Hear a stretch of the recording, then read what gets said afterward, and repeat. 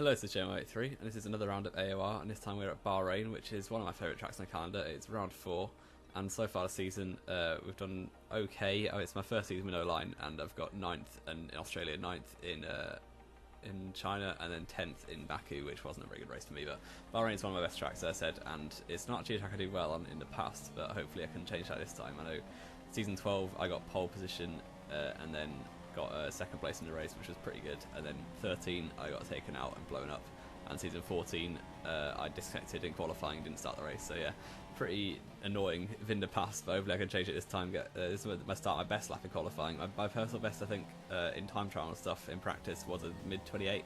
I think mid to low 28. I can't really remember that much because it was a few weeks ago now. But you can see my banker lap, or my first lap, was a 29.4, which has got a lot of time in it. But as you can see, the first sector hasn't been good at all, and I'm already like a tenth and a half down going into the middle sector. So yeah, not that good. But it was a track I do like. This track is not too difficult with no line, and braking late there, going green on a delta, and on the exit get a good exit, which puts us about 2 tenths up. I don't know how bad my exit was the first time. It must have been awful. And this corner was an absolute pain to try and not lock up, but we do it quite well that time. Clip the inside curve, get a bit of oversteer and exit, but it doesn't really cost us too much time. We're currently 8th in the it's 10th, sorry, in the provisional standings, but obviously there's a long time left in the session. Onto the curve on the outside, if we flick it to the inside, don't worry about that curve on the exit because you lose a lot of time doing that, and coming up to the end of the second sector with 2.5 tenths up, which is pretty good. And this corner also very difficult with no line. You don't have a clue where to brake really. There's no markers at all. But clipping the inside, that's quite nicely, and we're 2 tenths up, and it's going to be an improvement. It's not going to be an amazing lap because my first sector was really bad, and my middle sector was just safe and not very aggressive really. But it's going to be decent. So coming towards the line, we're 2 tenths up. It's going to be coming up to the line now. It's going to move me into P8, P9 actually, with a 29.2, which isn't that good, but you can see it's my last lap, just half of a minute left in the session. We're already up in my sector 1, so it's looking like a good lap. That corner was much better, and I'm already a tenth and a half up, so this is on for a good lap now. Coming through the middle sector, clip the inside curve, and that inside curve as well, but I've clouted the curve and run wide and invalidated my lap. But that was pretty annoying, because that lap, it started well. It could have been like a high 28, which could have put me like 8th or 9th, but unfortunately didn't improve, and we are down in 14th on the grid, which isn't brilliant. And Franglish there, who's one of the quickest drivers in the league, is 19th because he got his qualifying, so that's going to be an interesting one to keep an eye on for the race. But here we go, 5 red lights for the Bahrain Grand Prix, starting on the soft tyres from 14th place on the grid, and it's away we go under the night skies of Bahrain. It's a decent start compared to Hayden alongside in Williams, and we're all ahead of him, going down towards turn 1, put into rich mix. I'm just trying to keep my nose clean, make sure not to get any damage. And Hayden's broken very late there into the back of Team Vodka Shot, but doesn't cause any damage luckily. And there's cars on the outside. I'm trying to stick at the inside, fling it around the outside now, and stay ahead of Hayden, who's on my left still. But yeah, he's gone behind me now. Oasis has got a bad exit. We're going to go up the inside off the Ferrari into turn 4. He's squeezing me to the inside, but we're just about ahead, braking a bit early because I don't want to go into the back of the 2 Haas cars that are battling ahead of me. And yes, we do. Oasis behind me now, but he's going to try and hold his nose on the left hand side, but I've got the inside line for this next right hander, and yeah, we squeeze him out there and take 12th place up 2 positions in the first lap, which is pretty good. MPV zeros run very wide there, and Vodka Shot's looking at the outside, but Oasis up the inside. We're trying to leave it a bit of space in the apex. That was a very aggressive move by him, very late move as well, so didn't really expect him to be there, so I didn't really leave him much space, but that's the way it goes. And Vodka Shot looking at the inside of Zero now.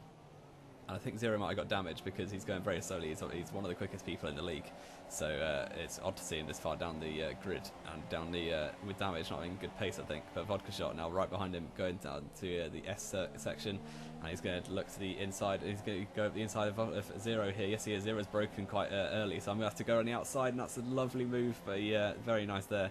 Thought quite a scary move. I thought I was going to crash with him, but Oasis also passed Zero now, so I think he must have damage. And on to lap 2, halfway through, you can see LK's going wide ahead of Vodka Shot. Herschel also up there with the a bit of lag, I think, a bit of contact maybe, but LK I think also has damage, so he's going very slowly. Vodka Shot's down the outside.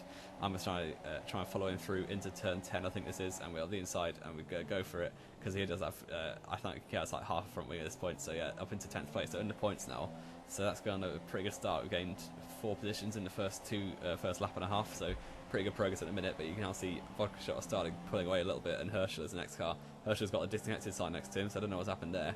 But I'm going to try and switch to the inside. Don't want to. It's a lag car, so I don't want to crash into him because yeah, that would have been pretty bad. But he did disappear there, which is a little bit weird. But Hayden has now got a very good exit because I broke way too early there after being spooked out by the lag car. Herschel is now retired, so up into 9th place.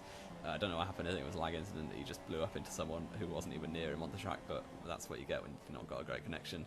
So unfortunately, that's how it goes. And Hayden didn't go the inside there, but he's going to have a good exit onto the pit straight with DRS coming open just about now. And I'm going to switch to the inside, trying to defend it from Hayden. He's going to go up the inside as yes he is. That's a very small gap, but he went for it anyway. Fair play. And down towards turn 1, braking just as the curve starts on the left, and Hayden's locked up and does a switchback move. And yes, we do that, but it's going to leave us with the outside for turn 2, which isn't really optimal. So Hayden has got that position into 9th, but we're going to be in the slipstream into turn 4 now. And the slipstream is still actually working at this point, amazingly. So we're going to go up the inside of turn 4, breaking 100-meter board, go up the inside and push him wide and stay ahead of him for the time being, side by side to middle sector. But as on lap 1, I have the inside line, so he should back out of that, and yes, he does. So we're 9th place now. So it's been a very good start. We're up a few positions. But now Franglish is behind me, as I say, in qualifying. He was disqualified for not having his wheel plugged in and blocking the pit lane. So very unfortunate, because otherwise he would have been very near the front, I imagine. And he's going to go up the inside. I kind of let him through. I go in parties with him, so I told him in the party I'd let him through, and I did. I didn't defend it too hard, and he goes up the inside. And hopefully I can stay with him now. Maybe use the DRS and the slipstream to let him drag me towards the next cars, who are vodka shot. You can see has broken away a lot now. He's up in 8th place, and hopefully I can stay with Franglish, and he can drag me towards the next group of cars, which you can see on the minimap. But now on to lap 8. We're still with Franglish actually, and that is exactly what happened. Tapan is just ahead of him. Franglish got up the inside, and I'm going to try and pressurise Tapan as well into the final corner. Hayden is still very much with me, so very similar pace, which I think is something we'll see throughout the season. And braking at 100-meter board, very close to Tapan, almost leaves my front wing there. I don't know how I didn't get damage on that second collision really, but Tapan is actually going to pit, so, and a few other cars are in the pits as well. I started on softs, so everyone's going on 1 stop. But the soft medium is the fastest strategy than the super soft medium, because as you can see, these super soft runners have been going very slowly towards the end of their stint, and they've had to pit a few laps earlier. So for the whole of the medium stint, I'll have fresher tyres than him. But Franglish is also getting slipstream actually. I thought he was going to pit, but no, he doesn't. Vodka shot pits, and I'm in the pits as well. But Franglish stays on for another lap. And you can see the group of cars coming past me, they have already stopped, so it's unlikely I'll be battling them at all in the race.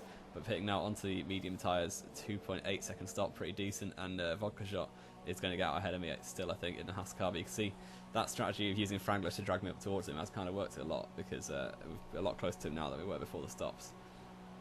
And now X in the pit lane is going to be very close. SSR Bobbett's my teammate, and Fafillo has just gone past. But now here's Hayden, who pitted a lap earlier. Has he got the undercut to work?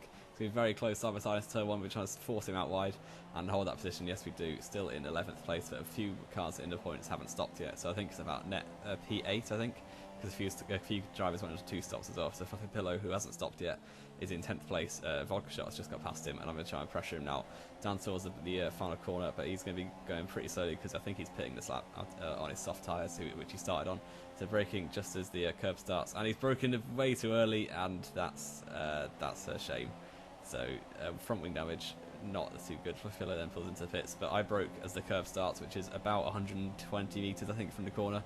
And he told me after the race, all race he broke at 150 metres, which is, I don't know how he can even manage that. But now Hayden's going to try out the inside of turn 1, and I think he got damage as well behind me. That's Apex, sorry, not Hayden, but Apex is going to be all over me like a rash into turn 4 now, and here he goes at the inside. But yeah, very unfortunate. That wing damage, especially at the start of a stint, is going to cost me so much time, but I'm going to try and stick with it, because we're still in a net point position, so if I just defend really hard, then I might be able to hold on for a point, you know, just wishful thinking. But hey, Apex has got the inside, and especially in the middle sector here, it's going to cost me so much time, probably about up to a second a lap with the front wing damage, so very unfortunate. And yeah, not really much I can do. It wasn't his fault. He just broke where he's comfortable braking, and I broke where I'm comfortable braking, but it was obviously too late. And now Tapan is right behind me, and he's going to go for a move at the inside as he into turn 1. Yes, he switches to the inside. I'm not going to defend it too hard, but it's just about side by side into turn 1. I've got the inside line for turn 2, which should help me.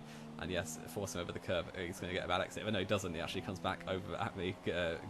He gives me what I gave him, a little side swipe, but now it's a little bit later in the lap, and going so wide in this corner, it was so painful going through that corner. He's got the inside. Is he going to try on the outside, as I did to 0 on lap 1? And no, it's just about not. He can't make that work, but he's going to go diving up the inside of the penultimate corner. and it looks like he's got that to work as forced me over the curb, fair play. And Oasis is now right behind, who we were battling at the start of the race, but then dropped due to the soft tyres compared to his super softs, but now it's back to being close to him on track. But Tapan is not pulled away too much yet, and to the last corner it's a low speed corner, so it should be fairly neutral with the wing damage, but I'm going to get DRS on him, of course, and going to switch to his slipstream. Can we go for a move back into turn 1 as we are still raising position? I don't, the wing damage might be hampering my pace, but I can still fight and going up the inside, but he's got the outside line, which is exactly where he wants to be. He's going to go for the inside line in turn 2, and he's actually gone over the curb quite a lot there, got a bit oversteer, so we're going to maybe switch it to the inside of turn 4 as with the Hayden earlier in the race. We're going for it up the inside, braking 100 metres, but he brakes very late. He braked very late there and holds it around the outside off turn 4. And unfortunately, you can see the middle sector obviously is going to hamper me a lot. My pace will be awful through there. Now Boring Shot is right behind me on his soft tyres. I think he started on mediums. This is a few laps later. You can see Tapan's pulled like 4.5 seconds away, which is sort of showing my pace, because I think we were similarly paced in the first stint with when I had my full front wing. And now Boring is around me outside, and he's taken that position quite easily. The soft tyres really giving me a good advantage, and unfortunately not much I can do with this front wing damage. Don't want to repeat myself, but yeah, pretty annoying. It could have been a good result, but you can basically tell it's going to be unlikely that I get points now, which is a shame, because the last time I got points was the last time I failed to score a points finish was almost like almost a year ago now. I think it was a year ago actually. So KJ Gamer is now right behind me on its soft tyres around the outside, and he's going to go fully move into turn 10, and he's going to take that. But as I was saying, the last time I didn't finish in the points was Bahrain of season 13, and this is Bahrain of season 15, so yeah, maybe it's just cursed. It's a track I do like a lot, but unfortunately I've never done too well here, as I said at the start of the video. But now Bob Watts, my teammate, is going to go, is right behind me on much fresher mediums, but I think I'm just going to go out and ride there, and he's going to go up the inside. I don't want to find him too hard to my teammate, so let him go, see if he can chase the points finish down. And Comundo is now right behind me, and unfortunately, yeah, points are basically a lost cause now, and Comundo is right behind me into the middle sector. I'm going very slowly as usual, and I'm going to brake just ready for this corner, but Comundo's gone flying up the inside, and yeah, swiped me out a little bit there. But he's going to let me through, so you want whatever. I didn't take this shorts because I didn't really care at this point. I'm not going to get points, but that's just he let me through as well, so he's obviously accepted it as his fault. But I'm going to pit anyway, because that wing damage that he gave me was a lot worse than the one that Fluffy Pillow gave me. So I'm pitting onto the super soft tyres now, which I used at the start of qualifying, but they're reasonably fresh, so it's going to be a very long stop. And Hayden is also in the pits again, so I'm pretty sure his race has gone downhill as well. I think he got damaged at the same time as me.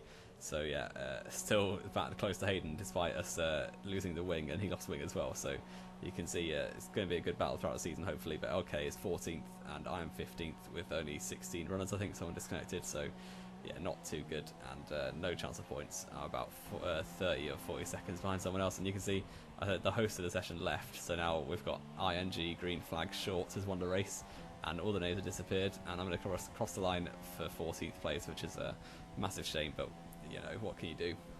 Bad luck always happens. You can see I'm in 14th. My teammate Bobbers was in 9th. I can't really tell you who won. I think it was Finnish player from ESR Verstappen and the Toronto Franglish, who recovered well after starting 19th. And you can see, unfortunately, out of the points in 13th place. So yeah, that's going to be the end of this video. Unfortunate race for me, but we'll move on. We'll go again next time. And I hope you did enjoy it. If you did, leave a like, subscribe if you want to see more. This has been JY83, and I will see you next time.